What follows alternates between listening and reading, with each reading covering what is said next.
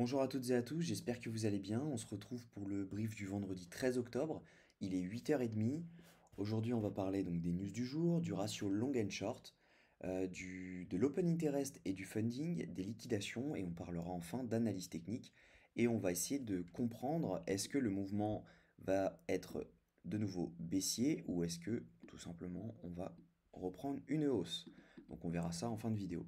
Au niveau donc des news, on a un discours de Lagarde aujourd'hui, on a l'inflation française dans 4 minutes, et on a, il me semble, la semaine prochaine, si je ne dis pas de bêtises, donc l'inflation européenne, voilà, tout simplement.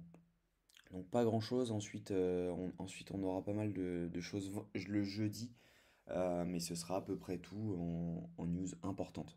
Au niveau du ratio, on a une petite baisse du nombre de longues, et une toute petite hausse du nombre de shorts. Donc on a 100 millions, il me semble, d'augmentation des shorts depuis hier soir. Et en revanche, par contre, on a 300 millions de longues en moins. Donc on va confirmer ça avec le funding Open Interest. On voit que on a le CVD spot qui est en train, il est toujours en dump, hein. On a le prix de toute façon qui lui est en hausse, alors que même si il semble être à plat, on est quand même baissier.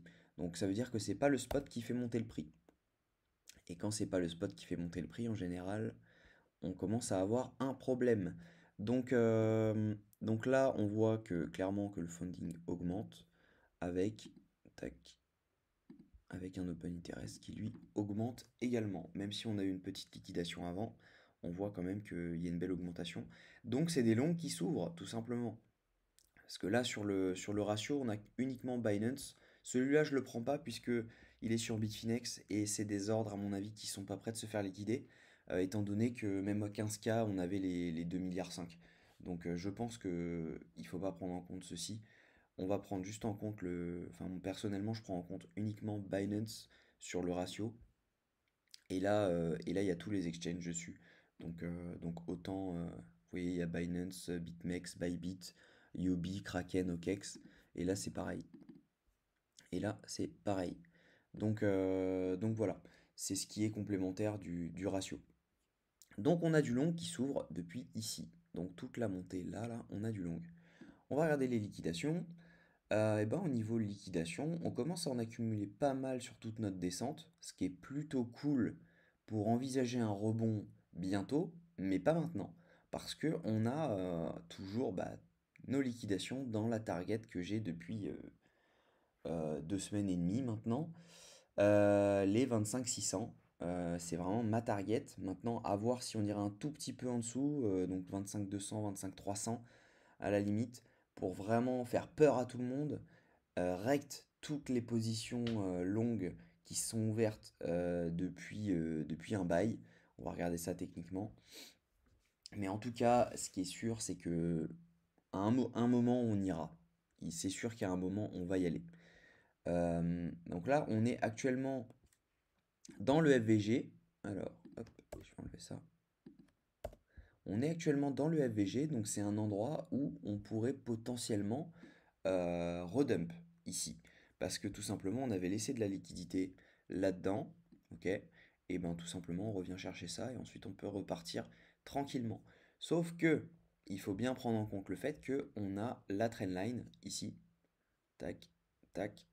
Là, on avait peiné à la casser, on l'a cassé d'un seul coup, et là, on a rebondi dessus. Et en fait, tant qu'on ne la casse pas, on peut continuer à s'amuser dessus, quoi.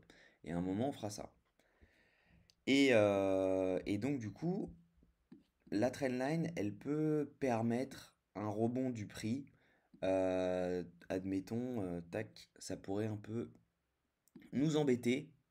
Elle pourrait permettre un rebond du prix là-dedans pour aller chercher, hop, pour aller chercher ce FVG là et ensuite repartir et vraiment casser. Et ça, c'est chiant. Quand ça arrive comme ça, c'est assez relou. Parce que tout simplement, ça fait traîner un move qui au final aurait pu mettre 1 semaine à se passer. Ben, il met 2 semaines à se passer. Et ça, c'est vraiment, Embêtant, mais bon, tant qu'on arrive à la destination finale finalement, c'est pas très grave. Donc moi je target toujours cette zone, ça n'empêche pas que on pourrait revenir chercher ça, on pourrait, mais dans l'idéal, ce FVG là suffit. Il y a un ordre qui pourrait se placer ici. Moi je suis déjà en short donc je le prendrai pas. Mais dans l'idéal, ouais, il y a un ordre qui peut se placer là-dedans avec un SL très court, donc à 27,75, juste au-dessus de la FVG. Et puis après, on target les 25 600, donc ça fait un 1 pour 8. Plutôt sympa. À voir, à prendre avec des pincettes parce que c'est risqué quand même, le SL il est très serré. Mais c'est pour les aventuriers, ça peut se faire. Allez pas mettre 10% de votre capital dessus, hein, limitez plutôt à 0,5. Moi j'étais à 1% sur celui-là parce que j'étais presque sûr de moi.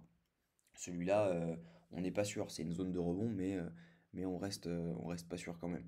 Donc voilà, je vous invite à vous abonner et à liker cette vidéo si ce brief vous a plu. Je vous retrouve lundi pour le brief du jour et dimanche pour le brief de la semaine où on prendra toutes les news une par une et on donnera donc les conséquences des news sur les marchés. En attendant, je vous souhaite un très bon week-end. On se retrouve lundi. Très bonne journée à vous.